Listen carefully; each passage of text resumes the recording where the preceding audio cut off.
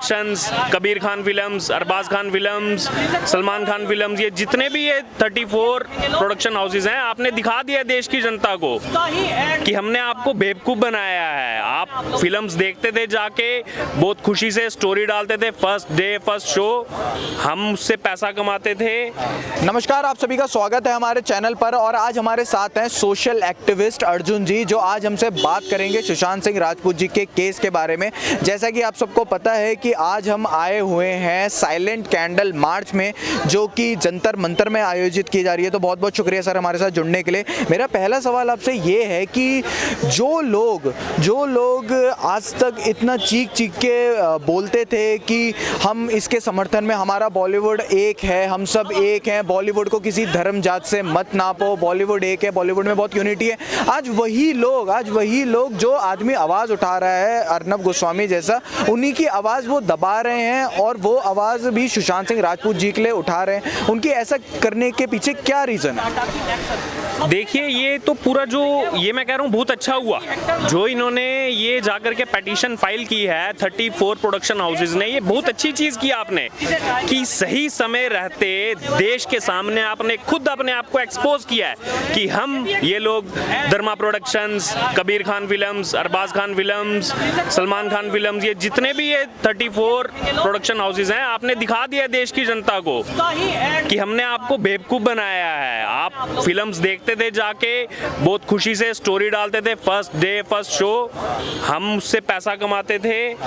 और अब हम उस पैसे का कहाँ इस्तेमाल करेंगे वो हमारी मर्जी है, लेकिन देश की जनता क्या चाहती है, एक आम नागरिक क्या चाहता है, उनके सेंटीमेंट से इनको कोई मतलब नहीं है, कोई रजुगार नहीं है। अब देखिए, जिसको सदी का महानायक बोला जाता है, अभी तक मेरे दिल में बहुत रिस्पेक्ट थी उनके लिए, क्योंकि हम जो बचपन से सुनते आए हैं कि अमिताभ बच्चन क्या कर रहे हैं, वो अपने शो के अंदर, जिसके अंदर जो आता है अपना टैलेंट लेकर के क्विज से जो है इनाम जीत के जाता है, आप वहां पर एक सवाल पूछते हैं, ऑडियो क्लिप चलाते हैं कि इस युवा नेता को पहचानिए, और उसके अंदर आप ऑप्शंस क्या देते हैं, एक उस व्यक्ति को ऑप्शन देते हैं फरवरी 2020 के अंदर जो दिल्ली के अंदर दंगे हुए, दिल्ली के अंदर राइट्स हुए, उसमें जो उस पे यूएपीए एक्ट लगा, आज वो इंसान जेल के अंदर है, उसके ऊपर जो इन्वेस्टिगेशन चल रही है, उसका नाम आप देश के इतने बड़े रेप्यूटेड शो पर लाते हैं, और उसके बाद बोलते हैं हमारे जो इसकी टीआरपी जो है अचानक से गिर कैसे गई।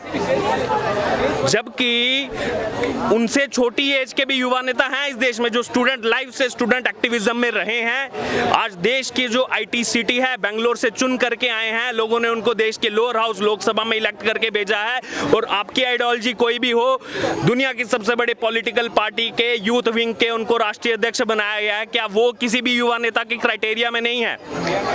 एक पार्टी को साइड पे करते हैं, उड़ीसा के अंदर आप सब जानते हैं बीजेडी चलता है, बीजू जनता दल, वहां से एक 26 वर्ष की जो है एक नेता आती है, वो लोकसभा में चुन करके आती है, क्या वो युवा नेता नहीं है?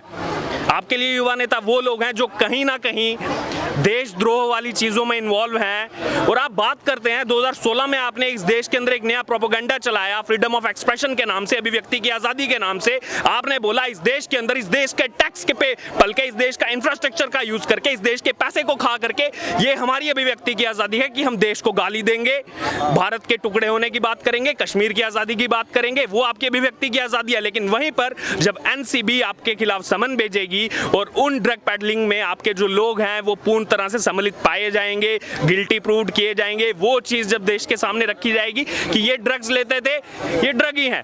आप 34 प्रोडक्शन हाउस मिलकर के, आप मुंबई में आपको जगह नहीं मिली, आप दिल्ली हाई कोर्ट में क्यों आए हैं? मुंबई में आप जब एफआईआर करनी थी अर्नब गोस्वामी पे, आपने स्टार्ट मुंबई से की और पूरे 200 जो पुलिस थानों के अंदर आपने सेम कंटेंट भेज दिया।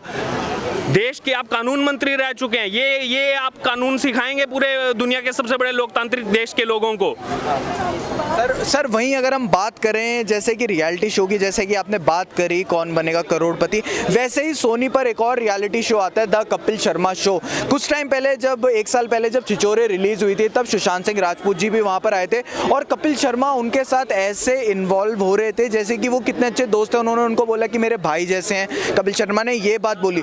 लेकिन अब वो भाईचारा कहाँ चला गया? जब सुशांत सिंह राजपूत जी की डेथ हुई उसके बाद कपिल शर्मा ने एक भी भी पोस्ट नहीं डाला। ऐसा लगा था कि वो अपने शो में सुशांत सिंह राजपूत जी को उनकी बात करेंगे, लेकिन वो क्या करते हैं, वो रिपब्लिक भारत जो सुशांत सिंह राजपूत जी के लिए लड़ रहा है उन्हीं का ही मजाक उड़ाते हैं। देखिए, सबको पता है कि कपिल शर्मा का शो कितनी बार बंद हुआ है और कितनी बार चालू हुआ है, और उसका शो चलाता कौन है, प्रोड्यूसर कौन है, सबको पता है, जो आज रिपब्लिक भारत के अगेंस्ट में खड़ा है। इसमें मैं एक चीज देश के लोगों से आपके चैनल के माध्यम से अपील करना चाहूंगा।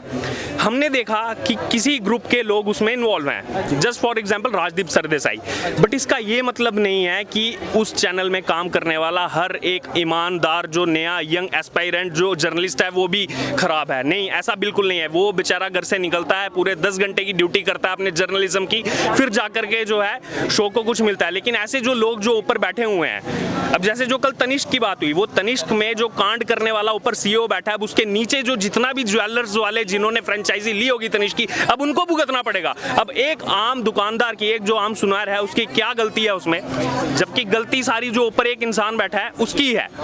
तो ये इनको कौन कंट्रोल कर रहा है? जो इंडिया टुडे ग्रुप है, इनको कौन कंट्रोल कर रहा है? इनका फाइनेंस कहां से आ रहा है? ये उन लोगों के अंडर बैठे हुए हैं। इसीलिए ये आप देखिए, सुशांत सिंह राजपूत का 2 मिनट में कैसे पुलिस ने बोल दिया सुसाइड है, और क्या मतलब इनका सुशांत सिंह राजपूत के जस्टिस के लिए तो आप एक बार भी नहीं आए, लेकिन 34 के 34 आप प्रोडक्शन हाउसेज मिल करके एक साथ, और इसमें मुझे सबसे ज्यादा लग रहा है अजय देवगन फिल्म्स की जो प्रोडक्शंस है, आपने जनवरी मंथ में तानाजी जैसी मूवी जो है अपनी प्रोडक्शन हाउस से बनाई।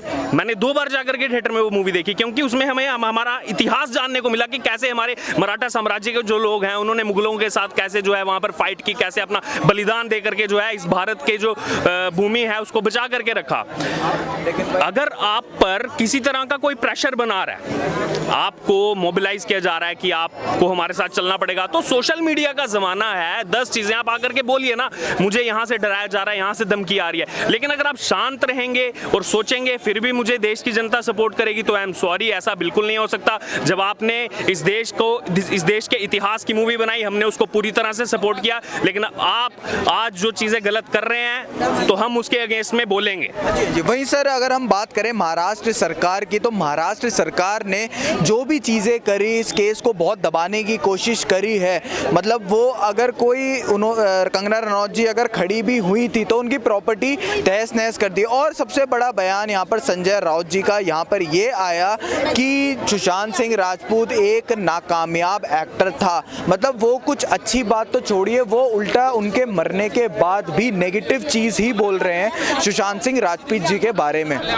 देखिए, सबसे बड़ी बात यह है, ठीक है, संजय राउत ने ये चीजें बोली, उनका मन था, उनका अपना पोटेंशियल है, उन्होंने बोला, लेकिन इन लोगों को तवज्जो कहाँ मिलती है जब इन्हीं की पार्टी के लोग इनके गलत स्टैंड्स पर, गलत बयानों पर भी इनका साथ देते हैं, वहां पर इनको जो है शाय मिलती है। संजय राउत ने बिल्कुल गलत बयान दिया, वो सभी को दिख रहा है। शिवसेना को नहीं दिखा क्या? वो कांग्रेस पार्टी को नहीं दिखा क्या? वो क्या आपका ये मतलब मकसद नहीं बनता था, क्या आपकी रिस्पॉन्सिबिलिटी नहीं बनती थी कि हम उस पर कोई एक्शन लें? एक बिहार से आया हुआ नौजवान दिल्ली कॉलेज ऑफ इंजीनियरिंग में ऑल इंडिया ट्रिपल ई में 7th नंबर का रैंक लेता है, इतना इंटेलिजेंट, इतना ब्राइट स्टूडेंट, एक वो छोटे शहर से बिलोंग करता है, तो इसीलिए मतलब उसके अंदर टैलेंट नहीं था। मतलब छोटे शहर से जो भी आएगा मेट्रोपॉलिटन सिटी में, आप उनके साथ यही करेंगे। बहुत बहुत शुक्रिया सर हमारे साथ जुड़ने के लिए।